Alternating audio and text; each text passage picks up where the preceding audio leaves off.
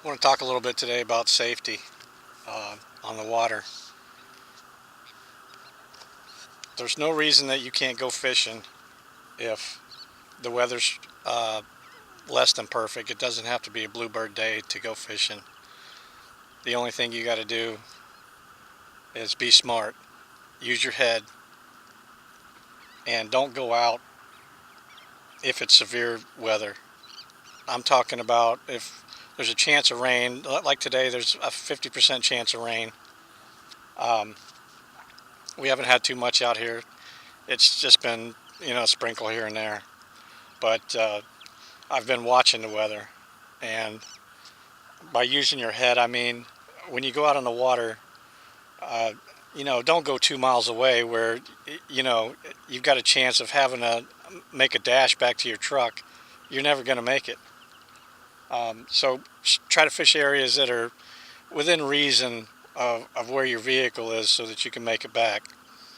And in the event that you do get stuck in severe weather, which I have a couple of times a few years ago, one, it's not fun. Um, you've got lightning cracking all around. You've got rods hanging up in the air. The first thing you want to do is take your rods down, lay them down in the boat. The second thing, if you're not going to be able to make it back to your truck, don't be out in open water when there's lightning cracking around. Ditch your boat on shore, the nearest shoreline. Lay your rods down, get away from the boat, get away from the rods, anything that's going to conduct electricity. You don't want to be around that, and get down on the ground, get as low as you can, try to get under some trees. You want to be the lowest thing in the area, as low as possible. Try to stay close.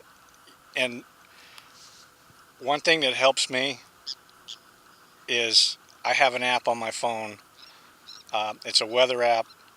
It's called D.O.A, and it's basically radar. I can watch the storms as they're approaching, and it has a little timer. It shows you in increments over the last half hour, 45 minutes, where the cell is moving, that you can see the direction it's moving, how fast it's moving by the time, because it does it in 5 or 10 minute increments.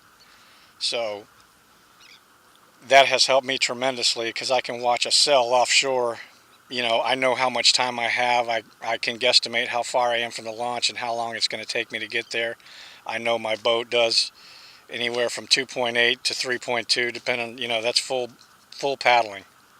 I've clocked it on the GPS, so and that's in fairly no wind. So if it's windy, you're going to knock a few miles an hour off of that. Obviously, it may take you. You only may be paddling 1.5 to 2 miles an hour if you got a good stiff wind in your face. So you have to take that into consideration. But you've got to be smart, watch the weather, and know when you have to get going. So I've been watching a cell for the past half an hour, and I'll show you. It's that one right off there to the west. And I'll let you look at my app here, and I'll show you what I'm talking about. Hopefully you can see this.